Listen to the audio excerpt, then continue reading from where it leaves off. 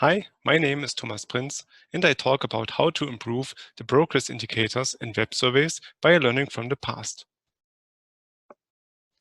In our context, we can represent surveys as graphs, where the nodes are the pages and the edges connect the pages and therefore define the order.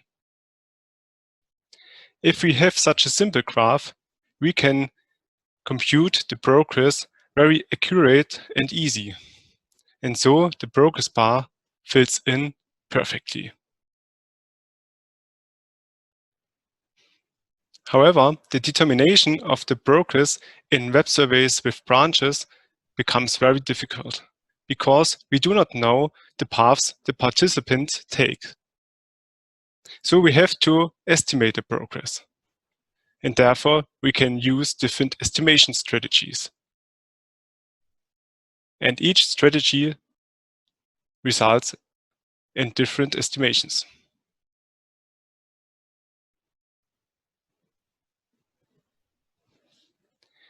If the participant is aware about the misestimated progress bar, then this can be very confusing and frustrating.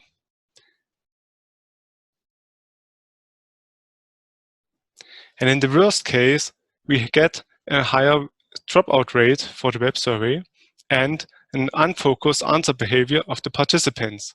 And we do not want both in our surveys.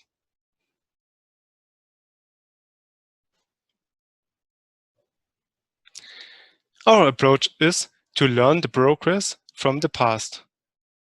Or more precisely, we want to learn the number of remaining items for each page so that we can estimate the progress more accurate.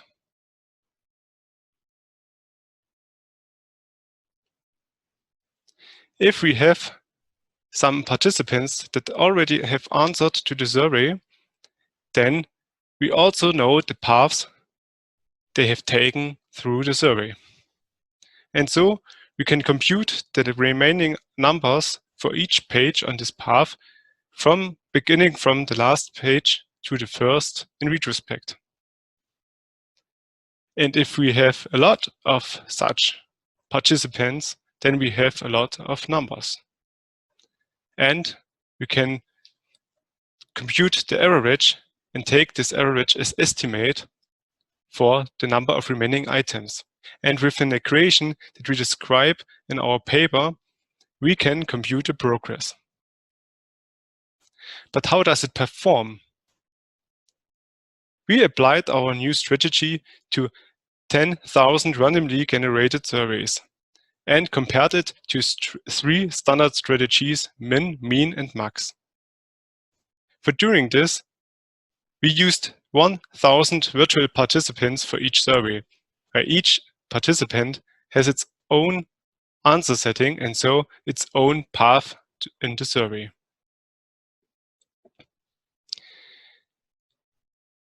Our experiments showed that our new strategy improves the progress bar in over 19% of cases. This is a very good result.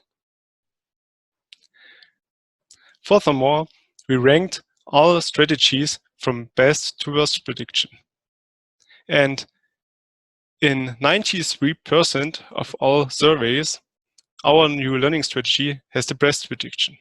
And if it does not have the best prediction, it has the second best prediction. This is in fact also a very good result. Surprisingly, we need less than 100 participants to train our new learning strategy well, in average. So estimating the progress in linear web surveys is easy and accurate.